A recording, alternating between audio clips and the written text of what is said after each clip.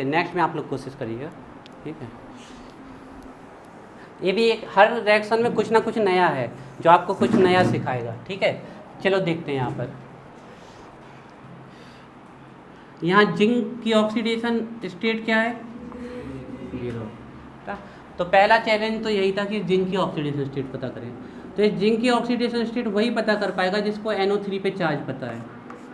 तो NO3 पे होता है -1, कितने -1 लगे हैं, 2, तो इस पे कितना होगा, +2, ठीक है।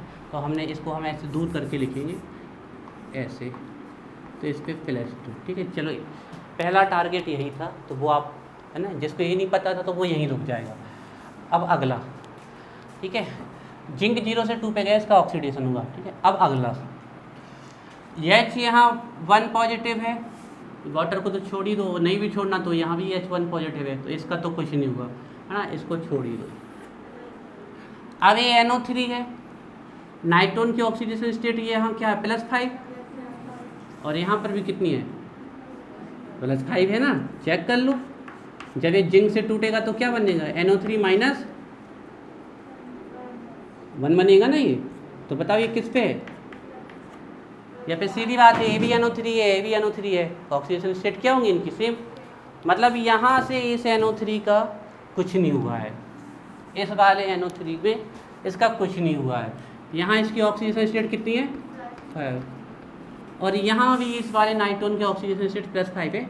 मतलब यहाँ से नाइट्रोन यहाँ चेंज होके नहीं गया है। अब आते हैं इस वाले पे, है ना, ये था इसमें स्पेशल पॉइंट, ठीक है। आपको अगर ध्यान हो तो हमने इसकी ऑक्सीडेशन स्टेट निकलवा रखी है आप लोगों को, और इसकी जब ऑक्सीडेशन स्टेट आपको निकलवाई थी तो आप लोग को ध्यान हो, NH4 पॉजिटिव और NO3 क्या किया था, माइनस, ऐसे निकलवाई थी। तो ये NO3 किस पे है, +5 पे,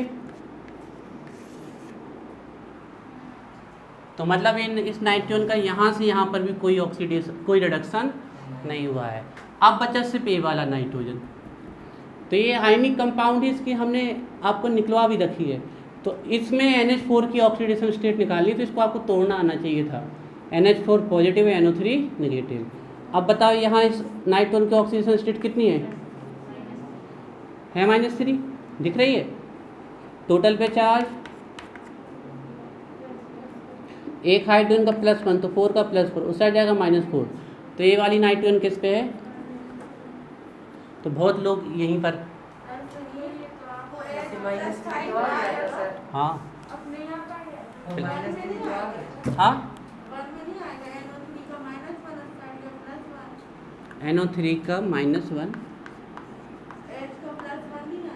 हाँ H का +1 आएगा ना, जैसे आप कहोगे वैसे निकाल देंगे।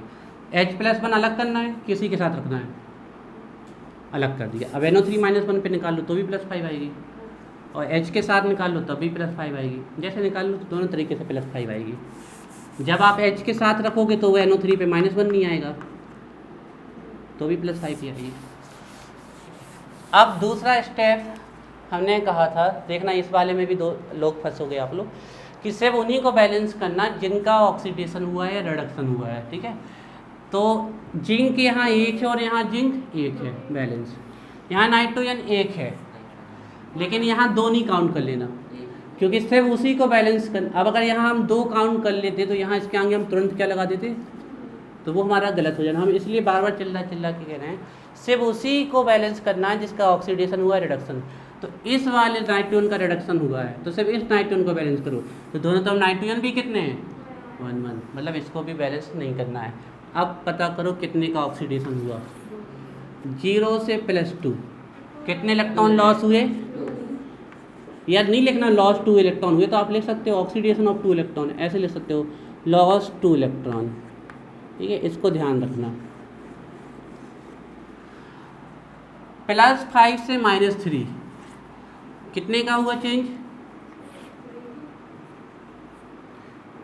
+5 से -3 8, तो +5 से -3 मतलब इसने कितने इलेक्ट्रॉन गेन कर लिए, 8। यहाँ तक आए हो, तो फिर तो कुछ था ही नहीं।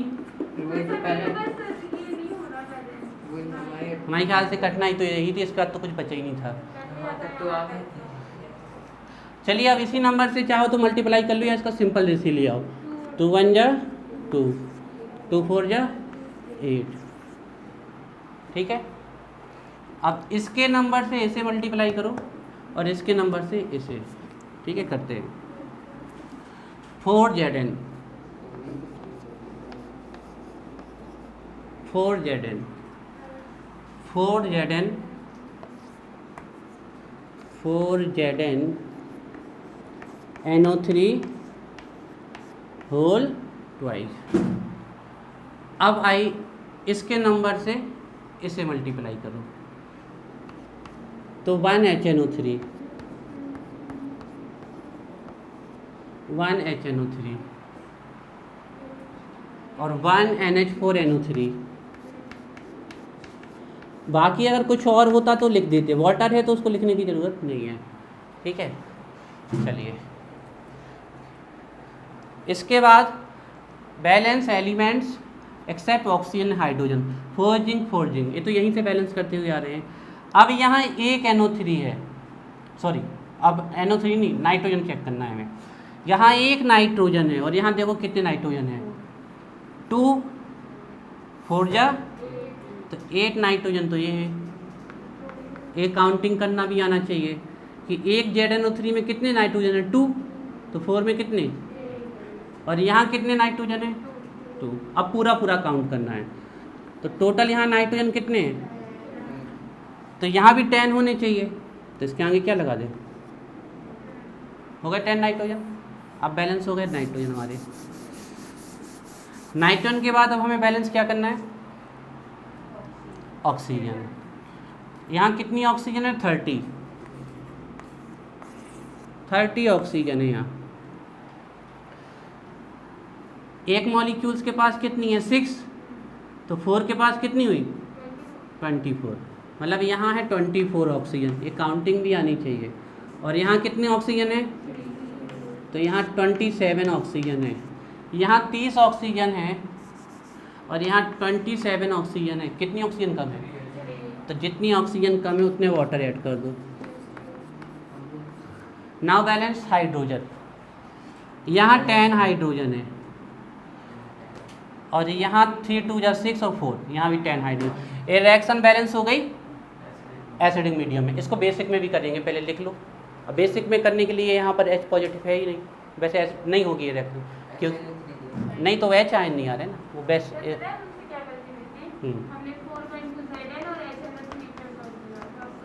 नहीं, इसमें भी नहीं हुई सर गलती।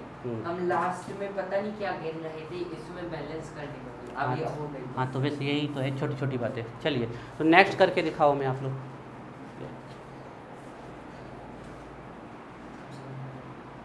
नेक्स्ट वाली करोगे? हमारे ख्याल से अब आपको सब बारीकियाँ पता चल गई। अब इससे ज़्यादा बारीकियाँ तो नहीं है इसमें, सब कुछ आपके पास है। अब तो आप लोगों को सब रिएक्शन बैलेंस कर जानी चाहिए ना।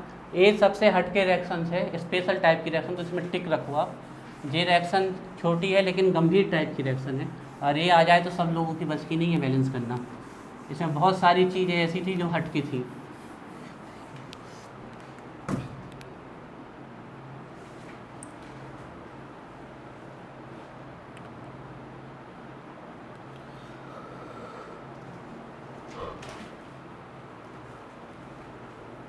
ये वाली करो, हमें पूर्ण विश्वास है ये वाली कर जाओगे आप लोग।